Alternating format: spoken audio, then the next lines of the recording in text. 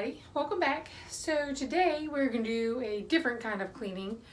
Once a month I do like a really good cleaning of my kids' beds. And I know that kind of sounds a little weird, but this is where I'm going to completely strip their bed and I'm going to wash not only their sheets and stuff, but their little blankets, their comforter, and I'm also going to wash their pillows. To me, I think this is one of the things that kind of keeps my kids healthy.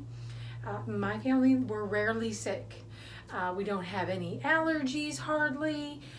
We just don't have a whole lot of health issues. And I think part of that is I wash their pillows and blankets monthly. And I mean, bleach their pillows monthly. And I also try to replace them pretty often. Like if I bleach them and they look like they're kind of falling apart or something, I'm just going to go ahead and replace them.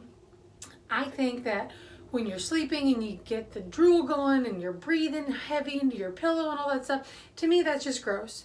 And that just is like a breeding ground for bacteria. So I get kind of grossed out when I start thinking about it. So monthly I go ahead and I just strip their beds completely. I take everything off. Now if I have a regular cover on their bed, I'm going to wash that too. But a couple years ago we had a pretty big bed bug infestation in our town, and I don't know, we just kind of got a little grossed out by it, and so I went out and I specifically bought some bed bug covers for our beds. Now you're not supposed to wash those and you're not supposed to bleach those, so I do leave those alone, but I also try to make sure there's a pad between the bed and her sheets and stuff. So I'm going to pull all of these off.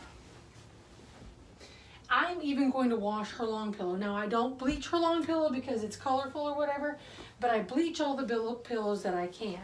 And if you take your pillows out, like this one I probably should replace. It's getting to be a little bit flimsy or whatever, but it's still white. That's how it should look when you undo them, you know. And then sometimes you're going to have pillows that are going to have like a yellowish stain. Let me see if I can find one. And that's from like drool and stuff. No, that one's white too. One of my kids was a pretty good drooler, and it must not be Savannah. Oh. Even these blue striped pillows, I don't care what color the inside cover of the pillow is. You can see these are the Walmart ones. I bleach those too. I think that it helps to keep them fluffy and prolong the life of the pillow. But anyway, so her bed is stripped. Now we're going to go over and strip Colton's bed, and then we'll go down to the wash machine and I'll show you how you can put these in the wash machine to where it won't make your washer do that huge do-do-do-do-do-do sound whenever it gets to the spin cycle, and they'll be washed and cleaned and your washer will be safe. So let's go over and let's get Colton's bed. His needs it too. Now I've already done mine and I've already done Austin's. It takes a little bit longer because you're washing a whole heap of pillows and stuff like that. But now I'm going to wash the Batman pillow, I'm going to wash the Lego pillow, and then I've already taken 2 of the covers off, or I just neglected to put them on because I haven't washed those yet. And even little decorative pillows. All of that stuff can be washed. You just have to know how to put it into the wash machine. So I'm going to strip them all down. Here's my drooler. You can see on his pillow he's a drooler. So especially for him, these need to be bleached and washed. And as you can see, my family loves themselves some pillows. So we are going to be washing pillows all day long. All right, pull these blankets out.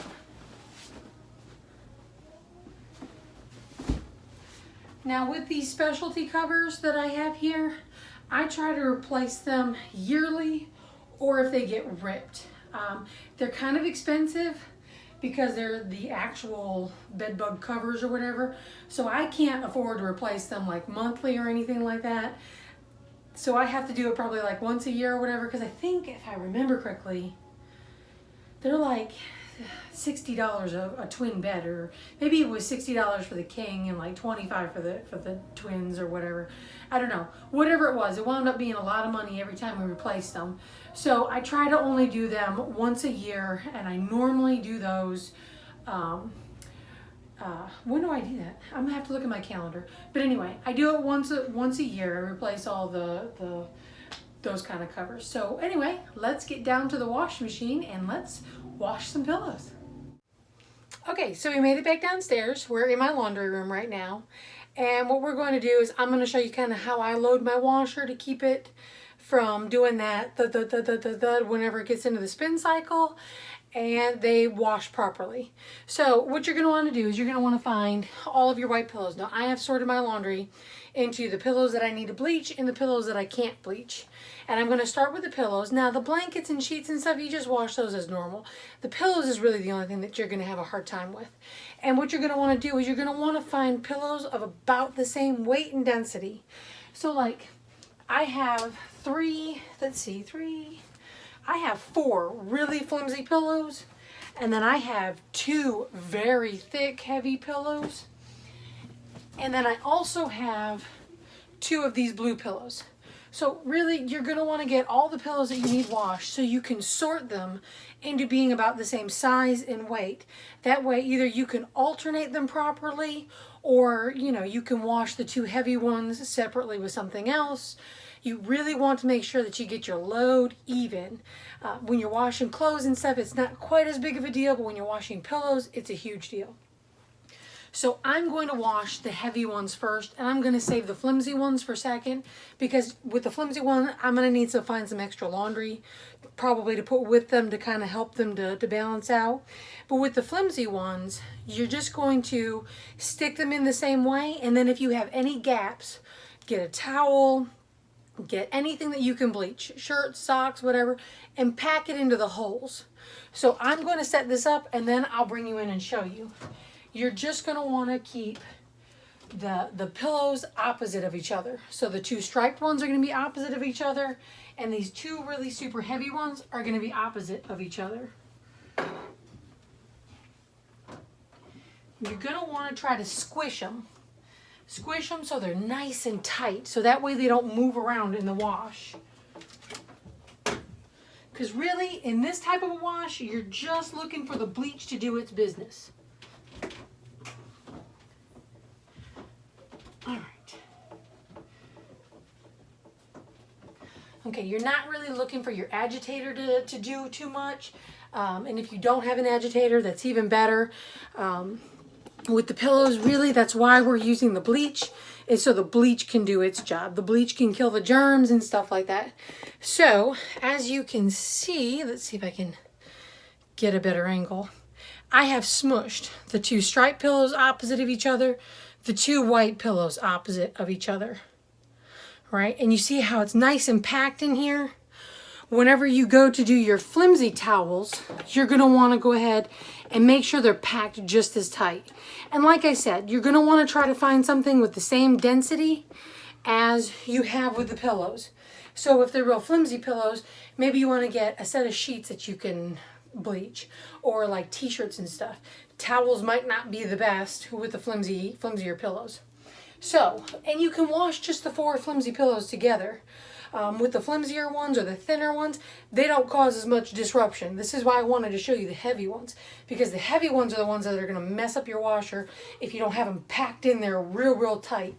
So that's why I'm washing all 4 of the heavy ones together, because I can pack them in nice and tight until they're stuck there and probably not going to come undone. Now I'm going to use a generous amount of bleach. So I'm just probably going to use the rest of this bleach container here, because this is really what I'm relying on to keep them from getting nasty. So that was probably about a cup and a half of bleach. Get my laundry soap going here. And my fabric softener. There we go. Whoop. Oh, get in there. Get in there, crazy.